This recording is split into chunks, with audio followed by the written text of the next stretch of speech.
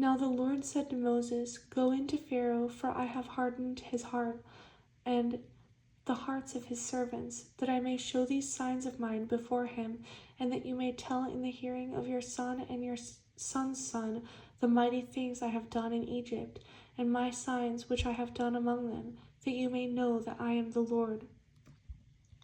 So Moses and Aaron came to Pharaoh and said to him, Thus says the Lord God of the Hebrews, How long will you refuse to humble yourself before me? Let my people go, that they may serve me. Or else, if you refuse to let my people go, behold, tomorrow I will bring locusts into your territory, and they shall cover the face of the earth, so that no one will be able to see the earth, and they shall eat the residue of what is left, which remains to you from the hail, and they shall eat every tree which grows up for you out of the field. They shall fill your houses, the houses of all your servants, and the houses of all the Egyptians, which neither your fathers nor your fathers' fathers have seen, since the day that they were on the earth to this day. And he turned and went out from Pharaoh. Then Pharaoh's servants said to him, How long shall this man be a snare to us? Let the men go, that they may serve the Lord their God. Do you not yet know that Egypt is destroyed?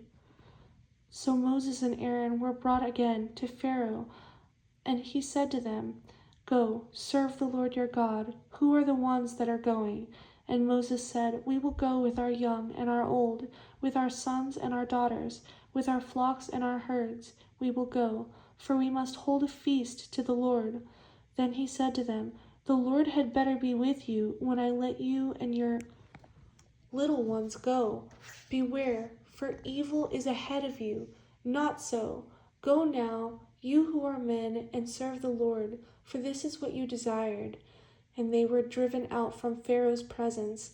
Then the Lord said to Moses, Stretch out your hand over the land of Egypt, for the locusts, that they may come upon the land of Egypt, and eat every herb of the land, all that the hail has left.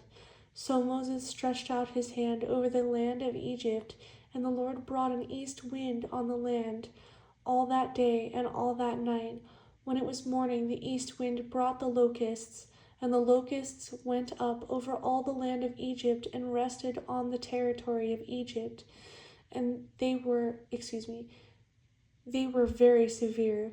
Previously there had been no such locusts as they, nor shall there be such after them, for they covered the face of the whole earth, so that the land was darkened, and they ate every herb of the land, and all the fruit of the trees which the hail had left, so there remained nothing green on the trees or on the plants of the field throughout all the land of Egypt.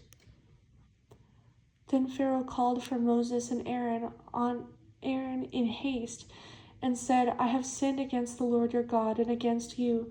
Now therefore please forgive my sin only this once, and entreat the Lord your God, that he may take away from me this death only.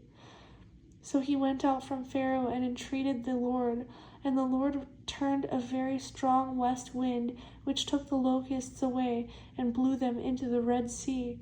There remained not one locust in all the territory of Egypt. But the Lord hardened Pharaoh's heart, and he did not let the children of Israel go. Then the Lord said to Moses, Stretch out your hand toward heaven, that there may be darkness over the land of Egypt, darkness which may even be felt. So Moses stretched out his hand toward heaven, and there was thick darkness in all the land of Egypt 3 days. They did not see one another, nor did anyone rise from his place for 3 days. But all the children of Israel had light in their dwellings.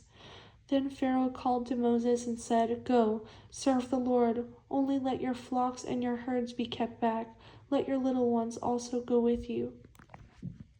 But Moses said, You must also give us sacrifices and burnt offerings, that we may sacrifice to the Lord our God. Our livestock also shall go with us. Not a hoof shall be left behind. For we must take some of them to serve the Lord our God, and even we do not know with what we must serve the Lord until we arrive there. But the Lord hardened Pharaoh's heart, and he would not let them go. Then Pharaoh said to him, Get away from me.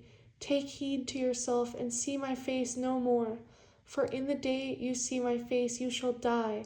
So Moses said, You have spoken well. I will never see your face again.